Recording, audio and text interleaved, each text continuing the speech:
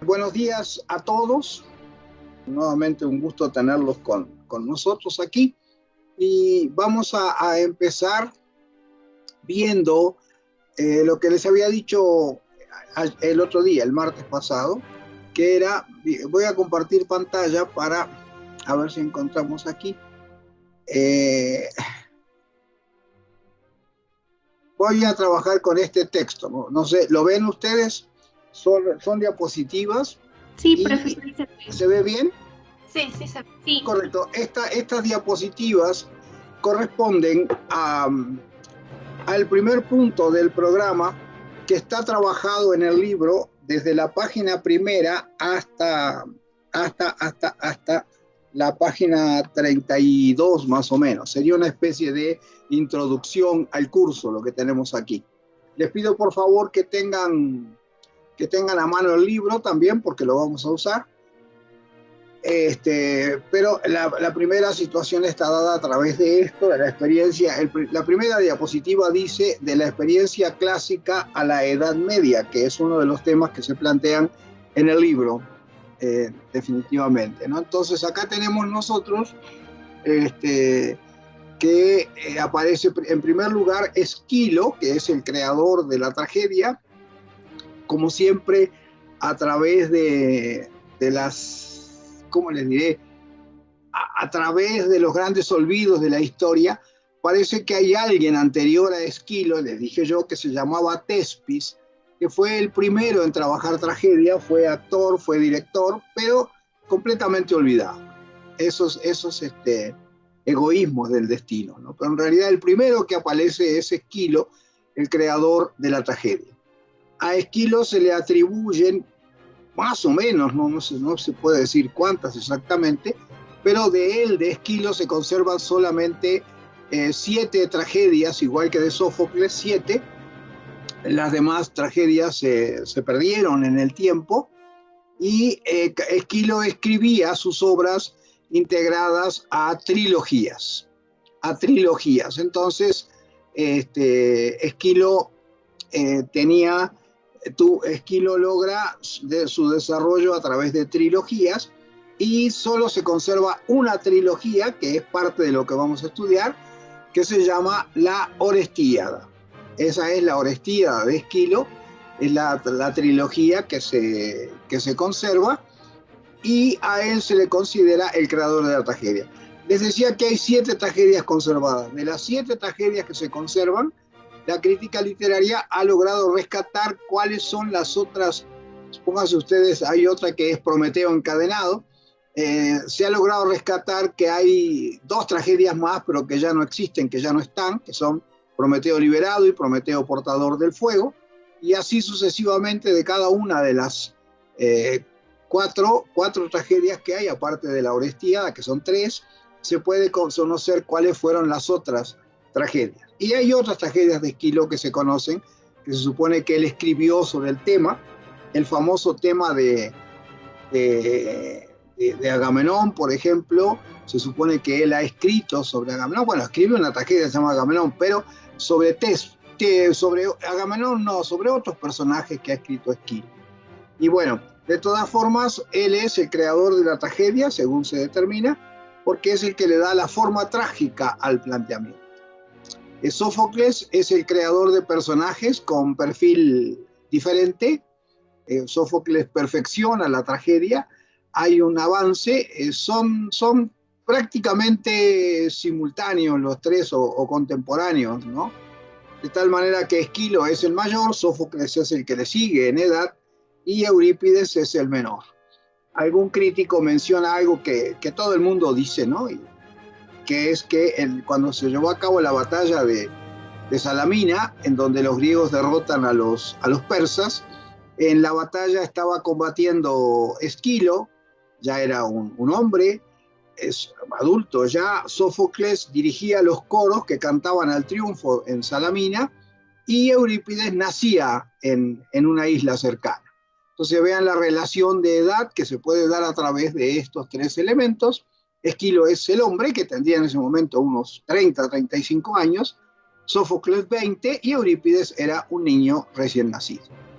Entonces, Esa es la relación de edad entre los tres. Eurípides humaniza la tragedia y pervierte el proceso que se venía desarrollando. Eso es necesario aclararlo porque a veces cuesta un poco de trabajo leer a Eurípides porque pasa lo que pasa en las mejores familias, ¿no?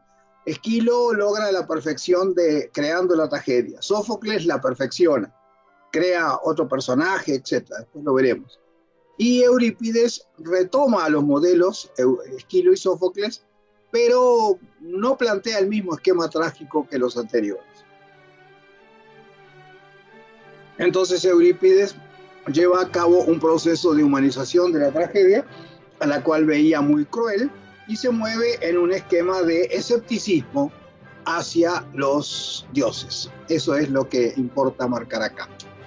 Y posteriormente tenemos al dios Dionisos como eje temático, y existía en Grecia un himno primitivo, un ditirambo primitivo, en donde se cantaba a Dionisos.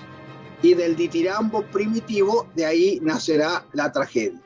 El ditirambo primitivo es un canto coral, en donde el protagonista esencial era Dionisos, y pues de ese ditirambo nacerá la tragedia. Y aquí es donde aparece el papel del desconocido Tespis, que les decía hace un momento, puesto que parece ser, y aquí vienen los chismes aristocráticos, que cuando estaba el coro en alguna ocasión cantándole al dios Dionisos, alguien contesta al coro. Y entonces, en el momento en que uno de los coreutas contesta al coro, y el coro le contesta a él. Por lo tanto, debemos suponer que ahí había nacido el diálogo. Cuando nace el diálogo, se inicia el proceso de desarrollo dramático, que es lo más importante. ¿Queda claro esto? ¿Hay algún comentario o quieren hacer algún comentario? Pues adelante. Yo tengo una pequeña duda. Sí, ¿quién es yo? Dígame usted su nombre. Jocelyn. ¿Quién es? ¿Jocelyn? Sí. Sí, dime, Jocelyn, ¿cómo no?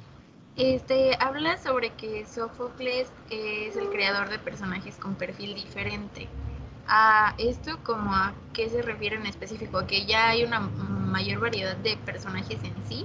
Y que antes... Sí, te pido que subas el volumen. Oí lo que me preguntabas, pero si puedes mejorar el volumen te agradezco y te explico.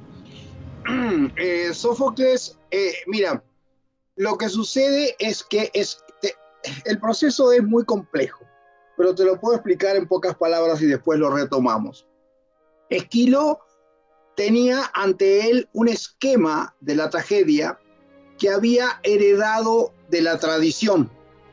Ese esquema, como lo dice el libro, era culpa, castigo, aniquilamiento.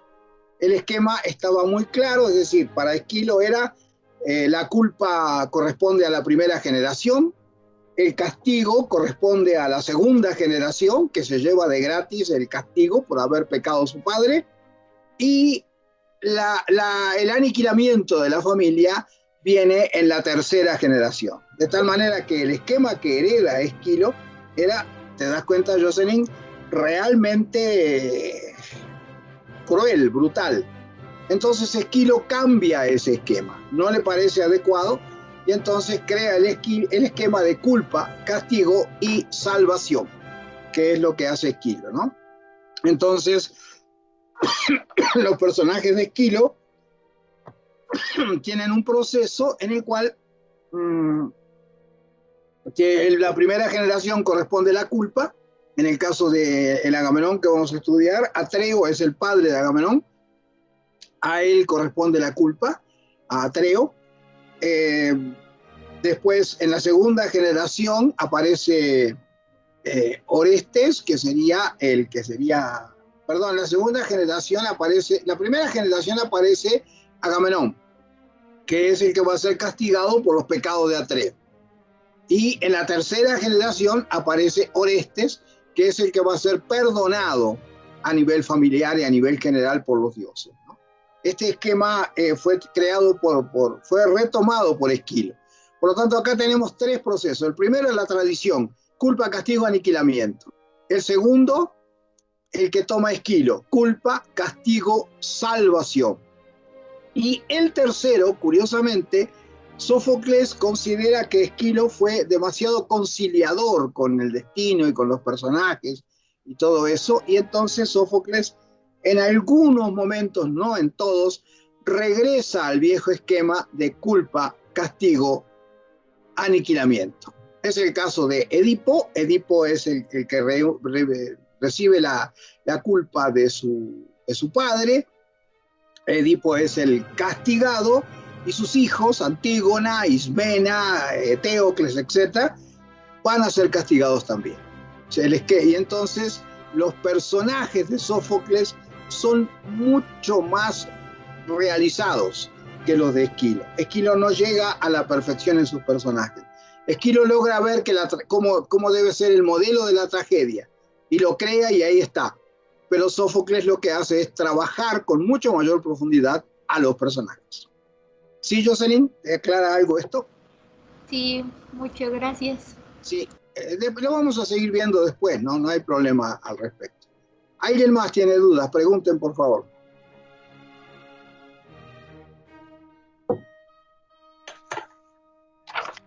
¿Por qué están tan callados hoy? A ver, Pedro, ¿qué dice Pedro? Me arriesgo a que hables media hora, pero adelante, dime. No, en verdad que de momento no tengo dudas. Si acaso, estaba revisando en la bibliografía con la investigación de los términos que el desarrollo de la tragedia y de la comedia se da de manera casi simultánea, pero mientras que la tragedia toma todos los reflectores, la comedia pasa bastante desapercibida hasta ya muy avanzado en el siglo VI, me parece, de Cristo. Entonces mi pregunta es justamente eso: ¿por qué? A ver, me imagino que un poco la tragedia pues tuvo el éxito justamente por la ataraxia, pero ¿por qué la comedia se ve relegada a un segundo plano? Porque a la gente le gusta más sufrir que reírse. La pregunta que yo te haría, en eso tienes mucha razón en lo que estás diciendo, eso es importantísimo. ¿Qué es más fácil con el público? ¿Hacerlo llorar o hacerlo reír? Diría que llorar. Llorar, es mucho más fácil hacerlo llorar. En alguna época, cuando yo tenía la fuerza suficiente para hacer estos experimentos, planteé en una clase un día un tema muy, muy doloroso y la mitad de la clase casi estaba llorando. Y entonces yo les dije precisamente lo hago porque quería explicarles que es más fácil hacer llorar que hacer reír. La pregunta que surge acá, Pedro, es cuando hacen un chiste, que ese es el asunto fundamental, hay que tener un carisma muy especial para hacer un chiste. Y hay que tener todavía un carisma más especial para entenderlo.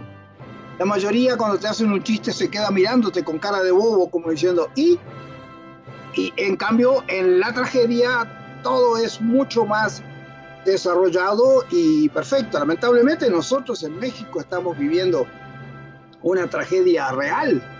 Nos ha tocado una pandemia como había visto antes, como la humanidad había visto antes, pero ahora esta pandemia es mundial como la fueron las demás y estamos viviendo el dolor de la pérdida de seres queridos.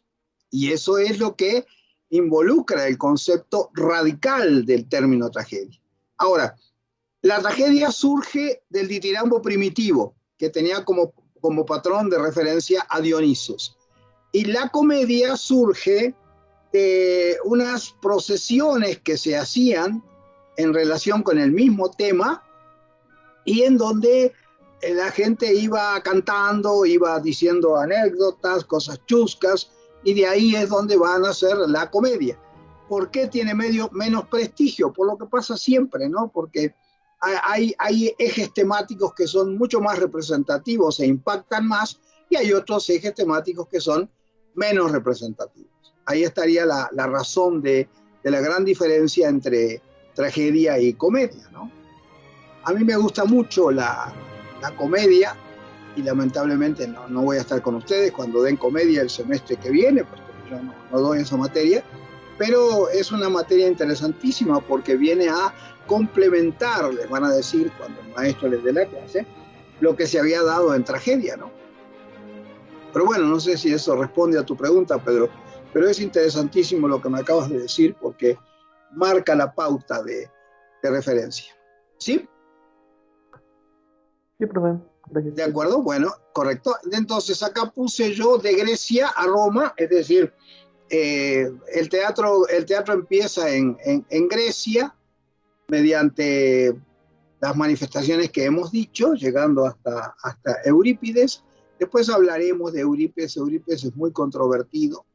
Él pervierte el proceso que se venía desarrollando, lo cambia radicalmente. Y entonces, les digo más, Eurípides inventa una Helena, es uno de los temas que vamos a dar, la Helena de Troya. Es dos personajes, es decir, una Helena una copia de Helena fue raptada en Troya, con lo cual Eurípides está mofando, es decir, el galanote este de París se trajo a una copia de Helena, y la verdadera Helena se queda, yo creo que ya se los había dicho, se queda entre los persas, no, en otro pueblo, no me acuerdo, en el pueblo de Proteo, y Menelao viene por ella. Es decir, hay una falta absoluta de respeto a los temas clásicos por parte de ellos. Pero ¿qué creen? Fue el que tuvo más éxito y es de quien se conservan más tragedias. Esto parece ser una injusticia del destino. Yo hubiera querido conocerlas. No sé cuántas tragedias fueron de Esquilo, pero fueron alrededor de 20 más o menos. Y de Eurípides conservamos 18 tragedias. Y es una gran injusticia porque las tragedias de Eurípides pueden pasar de alguna manera para un distraído lector como un entretenimiento. Y las de Sófocles y Esquilo eran mucho más profundas de alguna manera. Eurípides es el discípulo disidente de Esquilo y de Sófocles, aunque sí sigue mucho los temas son los mismos, pero el enfoque que da a los temas cambian radicalmente. Bien. Eso en cuanto a la experiencia clásica. La otra diapositiva dice surgimiento del drama en la Edad Media europea. En realidad, acá lo interesante es que en realidad el drama como tal, como elemento temático, nace en Grecia, y lo podemos ver en los apuntes que yo les dejé. Nace en Grecia, tiene un teatro con una forma semicircular, etcétera, lo que ya conocemos y lo pueden ver en archivos, pero el teatro que nace en Grecia no es el mismo teatro que conocemos hoy. Hoy no hay anfiteatros ni nada por el estilo, lo que hay son salas de representación del teatro. Entonces, si Dionisos había sido en Grecia el eje temático, Jesús de Nazaret será en la Edad Media el eje temático. ¿Cómo es el proceso? Se los explico. Pero antes quiero hacerles una anécdota que me parece muy representativa, que aparece en una novela de Vargas Llosa que se llama La tía Julia y el escribidor. En esa novela, Vargas Llosa cuenta que el personaje de Vargas Llosa, que es el mismo, pues es Varguita, dice allí, ¿no? Varguitas cuenta que le oyó referir a alguien una anécdota teatral en donde tenemos la noción clara de que cuando el público va al teatro, va a ver la representación de una obra y entra y no se cree mucho lo que le van a contar. Pero a medida que va avanzando el desarrollo dramático, el espectador se va involucrando con los personajes. El hecho es que se trataba de la crucifixión y muerte de Cristo. Ahí tenemos, y esto es una anécdota, un chiste, ¿no?, que hace Vargas Llosa. Ahí tenemos a Jesús colgado en la cruz, que Jesús, que era el personaje, María llorando a su lado, las mujeres sufriendo por él, los hombres mirándolo con mucha pena, y Jesús estaba ahí, y los soldados romanos cuidando. Y en determinado momento, la cruz se empieza a mover en el escenario, ¿no? La cruz se empieza a mover, no estaba bien asentada. Y entonces se oye decir a Jesús en voz bajita y el público llega a oírlo: oigan, me caigo, dicen. Y nadie quería, ni los actores ni el público querían asumir que eso era cierto. Porque el me caigo que dice Jesús es porque la cruz se estaba tambaleando. Y los mismos actores que estaban a su lado no hacían nada porque creían que era parte de la representación. Es ahí cómo se involucran los elementos. Y entonces, en determinado momento, la cruz se siguió moviendo y se vino al suelo. Y se oye decir a Jesús en el momento de caer: me caí, carajo. Y entonces todo el mundo se reía porque ¿cómo podía ser que Jesús dijera esa palabra en un momento tan trascendente como ese, que era el momento en el cual iba a morir? Entonces esa anécdota la recoge Vargas Llosa y es parte de una anécdota que habla de la verosimilitud del teatro y de por qué el espíritu catártico del que ustedes hablan en el tema que yo les pedí para hoy, el espíritu catártico se manifiesta en cuanto al involucramiento del público con el tema que se está tratando allí. ¿Sí entendieron esto? ¿De acuerdo? El caso, tú que hablabas, Pedro, de la comedia, uno de los grandes realizadores de la comedia en Francia fue Molière. Su nombre era Jean-Baptiste Poquelin, pero le decían, el seudónimo era Molière.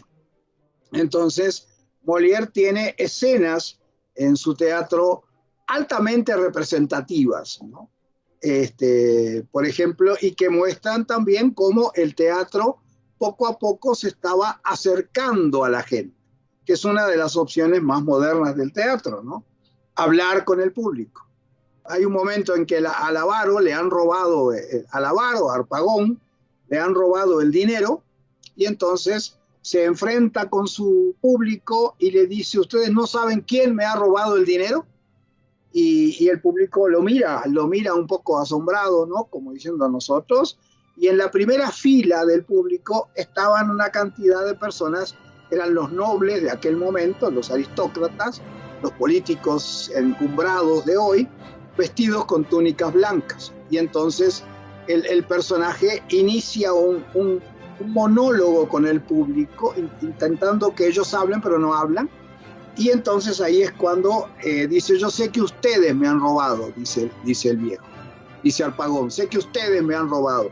Y ustedes que están vestidos ahí todos con túnicas blancas, muy, muy elegantes, pero ustedes todos son unos ladrones.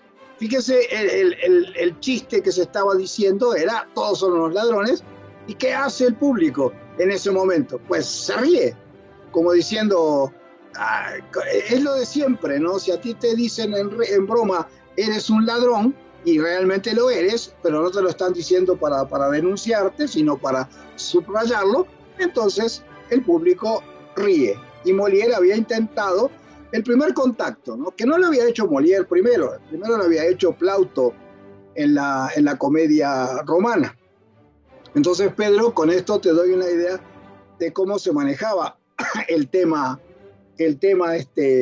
cómico dentro de la comedia como tal, y el tema cómico dentro de la tragedia, como es el caso de la crucifixión de Jesús. Pedro, ¿quieres decir algo?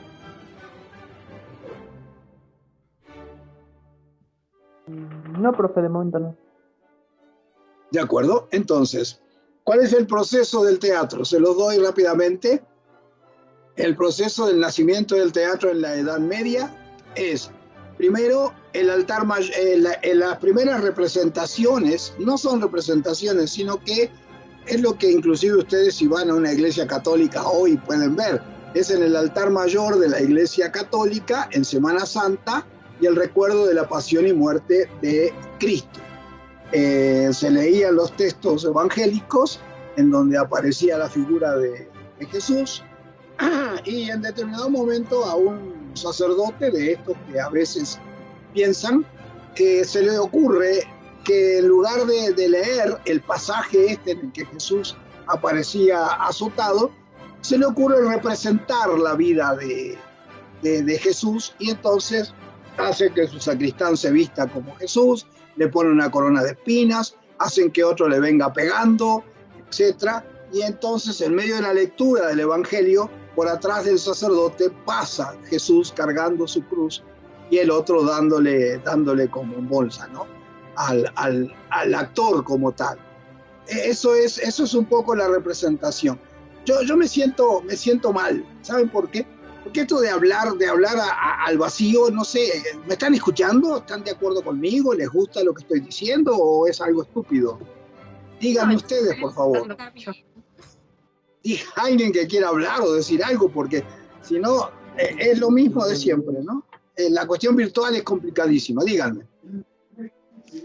No, de hecho, está bastante interesante lo que está diciendo, profesor. Sí, usted dice eso, Pedro. ¿Quién dice? ¿Y los demás? ¿Quién está aquí? ¿Quién más puede opinar? Creo que es Carla, ¿no? ¿O no? ¿Estoy viendo a Carla aquí o no? Perdónenme que no sé. Bueno, Carla, ¿dónde está? Carla Agustín. Aquí estoy. Dígame usted. ¿Quería decir algo? No, yo no quería decir nada. No quería decir nada. Estoy de acuerdo con lo que está diciendo. Pero sí entendió lo que planteamos, ¿no? Sí, profe, todo bien hasta ahora. Bueno. Entonces, repito lo que les dije. En el altar mayor de la Iglesia Católica nacen las primeras manifestaciones del teatro. La Iglesia Católica, y perdón, con todo respeto para quien sea creyente, la Iglesia Católica siempre se caracterizó por hacer teatro en todas las instancias de su vida, y lo sigue haciendo hoy mismo, ¿no? Siglo XXI. Entonces se hacía todas unas representaciones. Yo recuerdo de niño los sustos que me llevaba cuando iba a la iglesia, y que cuando moría Jesús se apagaban todas las luces de la iglesia y se hacían resonar tambores adentro de la sacristía, y era impresionante la situación, y cualquier niño no preparado salía asustadísimo de la Iglesia Católica por estas representaciones que se hacían, que pretendían de alguna manera exaltar la fe de sus creyentes, digámoslo entre comillas. Pero bueno, perdón, estas representaciones en el altar mayor de la Iglesia Católica fueron precarias, ¿no? Apenas un inicio, y solamente en Semana Santa. Pero podrán ver el paralelo que hay entre Jesús de Nazaret y Dionisos, que sería para los cristianos que me escuchan una tremenda irreverencia, pero yo no los estoy comparando, cada uno en su lugar y en su momento. Dionisos entre los griegos, que era el dios de la orgía perpetua, y Jesús de Nazaret, que era el Dios equilibrado y el Dios de la sofrosilia, ¿no? Pero cada uno en su lugar cumplió el papel para dar inicio al drama. El segundo punto se da en el atrio del templo.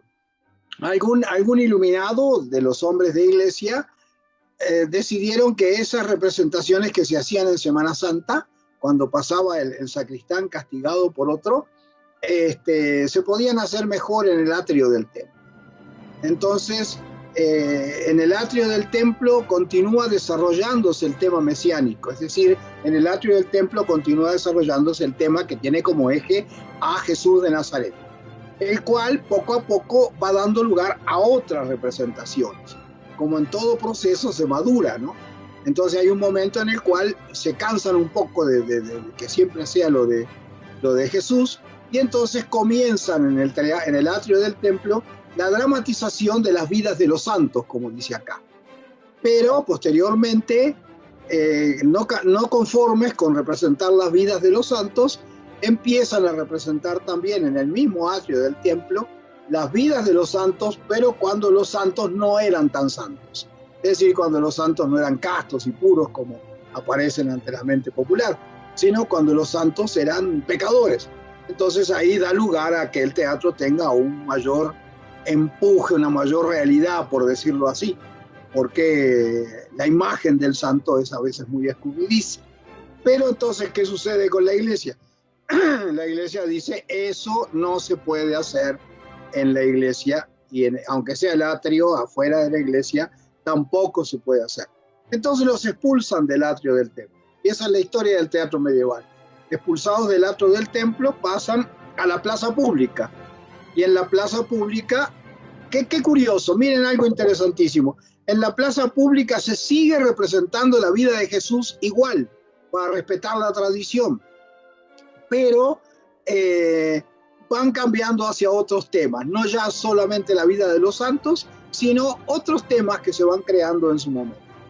Y el último punto de la evolución del teatro medieval está dado por el teatro en las barracas, que es el antecedente inmediato del moderno teatro. Es decir, en lugares donde se almacenaban forraje y todo lo demás, se hacía un sitio, y ahí en esas barracas, en esos, ¿cómo le digo?, en esos almacenes, la gente se levantaba una especie de tablado, y así se llevaban a cabo la representación de las obras que habían abandonado la plaza pública. Vean la evolución.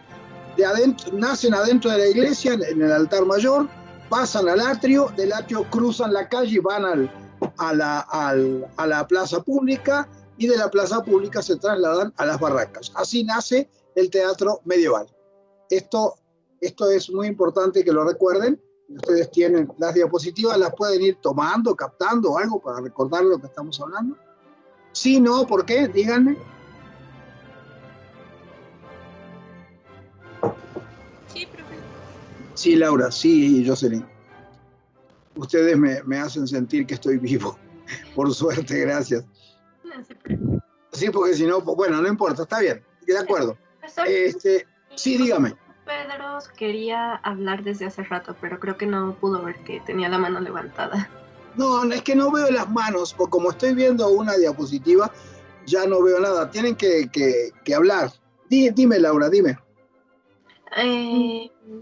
Bueno, yo decía de que mi compañero Pedro quería hablar, no sé si todavía quiera participar. ¿Quién? Pedro, Bueno, que participe él después de ti. Primero tú, por favor. pues es que yo estoy disfrutando mucho esto, porque a mí se me hace muy irónico todo esto de la iglesia, ya que yo soy un poco fan de los musicales y me estoy acordando muchísimo de Jesucristo Superestrella. Ah, sí. De Anthony Weber, me estoy divirtiendo mucho con toda esta plática, por eso no.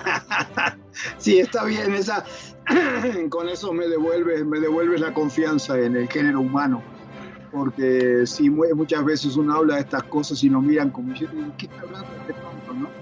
Entonces ahí viene la situación. Bueno, me alegra que te guste, Laura, y ya lo sabía, pero de todas formas, gracias por asegurarlo. ¿Quién era el compañero que quería hablar? Perdón. El famoso Pedro. Sí, adelante, ya eres famoso, ¿te das cuenta? Habla, Pedro. No me lo busqué, pero bueno. Tengo dos preguntas. La primera... Yo no sé si el sonido lo tengo yo mal, pero no lo puedo subir. ¿Puedes subir tu sonido? ¿Mejor? Bueno. Bueno, habla, te escucho, pero quisiera oírte mejor. Adelante, dime, Pedro. Dos preguntas. Sí. Sobre el teatro medieval. La primera, este tránsito que se describe de el atrio a la calle, y bueno, eso de la corrupción de la trama, se entiende que pues en gran parte estaba dirigido, un poco como lo que va a pasar después en la Nueva España, pues para adoctrinar de alguna forma, al menos inicialmente, el teatro que mantenía el canon, ¿no? Sí. Pero aquí mi pregunta es, en este periodo tenemos vestigio del teatro que se realizaba para los señores feudales, es decir, para las clases nobles y que de alguna forma tenían acceso al conocimiento griego, porque se entiende que, bueno, al menos quiero imaginar que habría muchísimas más relaciones con el teatro que se conservaba de la Grecia antigua y de Roma.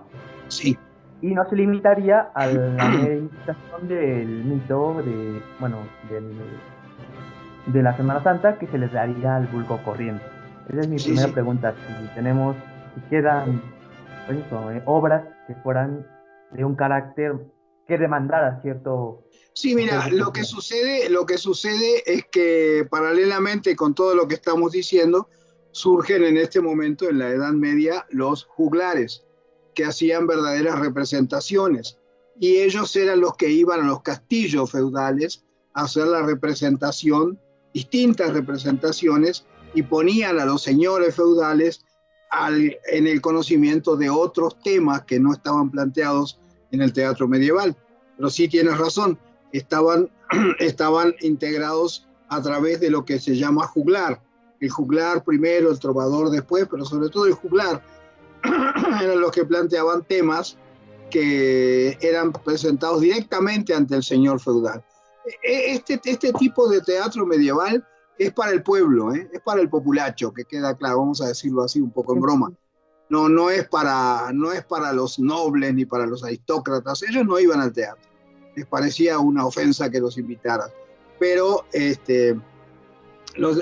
resto de la gente sí iba al teatro. La gente que iba al teatro era la gente humilde. Bueno, ¿no? justamente para ir a la segunda pregunta, ya Sí. más centrado en la Baja Edad Media. Y es que, bueno, como sabe, gran parte de los textos griegos pues los conocemos por los árabes ya a partir del año 1000, Uh-huh. empezando por Aristóteles, por supuesto, y me imagino que también algunas obras griegas, algunas tragedias, pues se debieron de rescatar en ese periodo. ¿No llegó a dar ya en estos últimos años de Edad Media alguna especie de sincretismo por este influjo árabe, ¿saben? En la parte intelectual de tanto del clero como de las representaciones? Sí, lo que sucede es que este fenómeno acontece sobre todo en España, ¿no? Me imagino que te estás refiriendo a eso, porque en España es donde hubo una convivencia con los árabes y con los No, judíos. pero sería todavía antes de lo de Andalucía. Es cuando, porque por ejemplo, por el año 1100, bueno, está lo que es la época de oro del conocimiento árabe, y es cuando, por ejemplo, conocemos a Aristóteles. Es por eso que es hasta Santo Tomás que se conoce a Aristóteles en Occidente. Y pues también debieron llegar algunas tragedias que habían conservado los árabes y que se habían perdido en los escribientes medievales. Entonces, Exacto, eso, sí, hay un algún contacto. sincretismo por ahí, Hay lo que tú dices, un sincretismo, hay un contacto con la mentalidad árabe. Hay un cuento de Jorge Luis Borges que habla precisamente de un árabe que está leyendo a Aristóteles y que no entiende la diferencia entre tragedia y comedia, que le cuesta entenderla porque los árabes no practicaban el género dramático en sus inicios, y entonces ese sincretismo va acercando. Y lo que Borges plantea en ese cuento es precisamente el desarrollo y el acercamiento entre el pensamiento cristiano y el pensamiento árabe. Evidentemente son dos extremos distintos, pero se van conciliando y el sincretismo sí existe. ¿Está bien, Pedro? Sí, sería todo de momento. Gracias. Correcto. ¿Alguna otra duda? De mi parte, no, profe. ¿Por tu parte no? ¿De parte de alguien más? Profe, Sí, dígame. ¿Quién es? ¿Quién habla? Gabriela, Adelante, Gabriela, dime.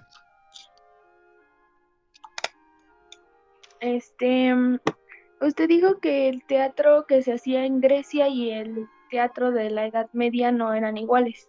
No, para nada. Sí. ¿Cómo era el teatro en Grecia entonces? De eso se va a tratar todo nuestro programa. Ahí vas a tener la ocasión de verlo.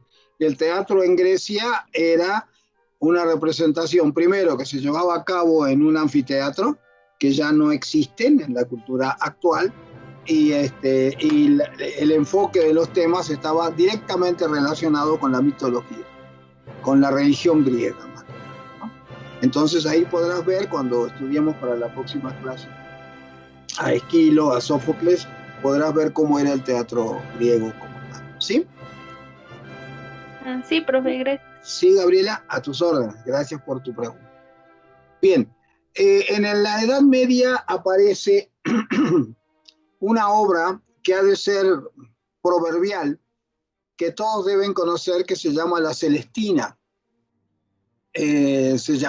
Terminó llamándose la Celestina. Se inició llamando Tragicomedia de Calixto y Melibea, y luego se llamó La Celestina. La Celestina está atribuida a Fernando de Rojas, no se sabe exactamente si todavía si él fue el autor o no, pero con esta obra empieza el verdadero teatro. El teatro medieval era un teatro en pañales, por decirlo así. El teatro de la iglesia era precario, el resto, el de la plaza pública y el de las barracas, era un teatro en pañales. Pero con la Celestina nos acercamos al verdadero fenómeno del teatro como tal. Les preguntaría, ¿ustedes saben quién era Celestina y qué hacía? Era una casamentera, ¿no? Sí, exacto, Pareja. Era una mujer que arreglaba amores, por decirlo así, ¿no? Tú dijiste casamentera, sí, arreglaba relaciones, ya fuera para casamiento o para cualquier otra cosa no tan ortodoxa como el casamiento, ¿no? Celestina era una vieja muy especial que había vivido en su juventud una etapa de creciente lujuria, pero que ahora ya viejita, la lujuria en ella es tan solo un recuerdo. Y lo que hace es unir a los seres que se aman. Alguien le dice, mira, Celestina, como le dice Calixto en la obra, estoy enamorado de Melibea, pero Melibea no me hace caso ninguno. Entonces Celestina empezaba a usar sus argucias para lograr que se reunieran ambos y que se juntaran. Pero esta es la obra, la Celestina como tal. Ustedes tienen información sobre la Celestina en la página 24, en la página 14, perdón. ¿Tienen el libro a mano? Página 14 está Araceli Villavicencio. Sí, profe, aquí estoy. Puede leer en la página 14 donde dice la Celestina, surgimiento de la tragicomedia, neoplatonismo y realismo. Sí. Por favor.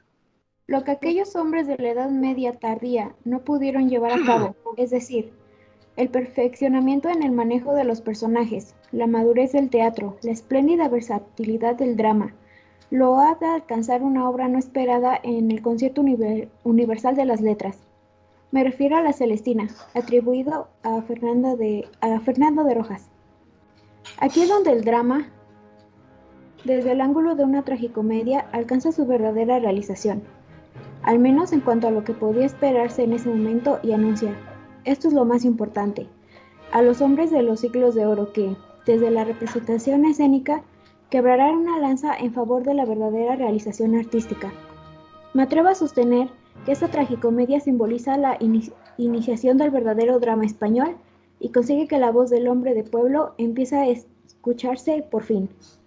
Cervantes, Lope de Vega y Calderón de la Barca recibirán esta herencia. Correcto, entonces lo que queremos decir con esto es que en Celestina predomina ese neoplatonismo y ese realismo del que hablábamos hace un momento. Habla de los amores de Calixto fundamentalmente y se acerca con su tradición, se acerca al pueblo. Celestina era el nombre correcto para Celestina es alcahueta.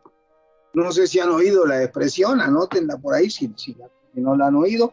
Alcahueta es la persona, también se le llamaba correvedile. Correvedile es una palabra que existe en español. Correvedile o alcahueta era la encargada de establecer los amarres en las relaciones amorosas. Algo muy, muy curioso, ¿no? Estas cosas se daban en un momento en donde la relación directa de las personas no era tan posible como lo era, bueno, como lo era antes de la pandemia, ¿no? Ahora también estamos en una relación indirecta y la alcahueta es el sistema, ¿no? Que nos puede ayudar a tomar contacto con otras personas. Pero en este caso, en Celestina, la muerta lujuria, como dice acá, renace en la carne de esta audaz mujer. El pueblo está integrado a un drama doméstico y se habla de Calixto y sus amores sacrílegos.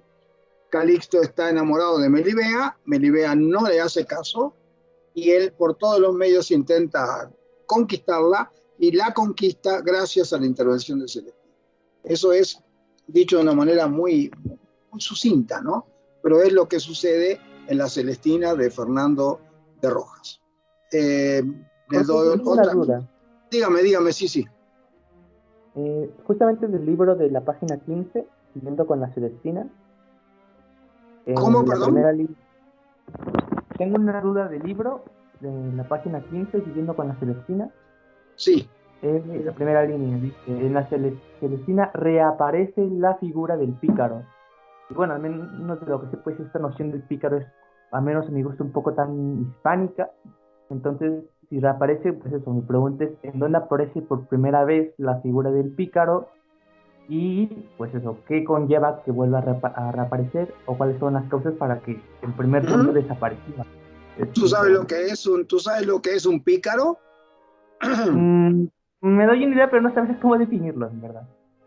Sí, en realidad un pícaro es un personaje, un vividor, alguien que se acostumbra a vivir de los demás.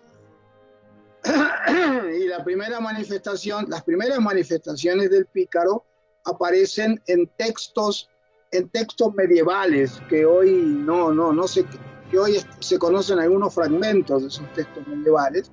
Es decir, generalmente era un niño, un adolescente que se aprovechaba de los demás. Y aquí en la Celestina reaparece la figura del pícaro representada en ella, que ahora es una mujer con muchas argucias, con muchas posibilidades de actuar. Por eso digo reaparece, no podemos dar por sentado que el primer pícaro de la literatura sea, por ejemplo, el Lazarillo de Tormes en el Renacimiento. Hay mucho antes, hay otros. Es decir, la literatura del Renacimiento es de alguna manera heredera de la Edad Media en parte. Sí, a ti te hizo ruido la palabra reaparece. Sí, en personajes de la Edad Media había ya pícaros. Por eso te digo que reaparece. ¿De acuerdo? De acuerdo. ¿Sí, Pedro? Bueno, de acuerdo. Entonces sí entendiste. Correcto.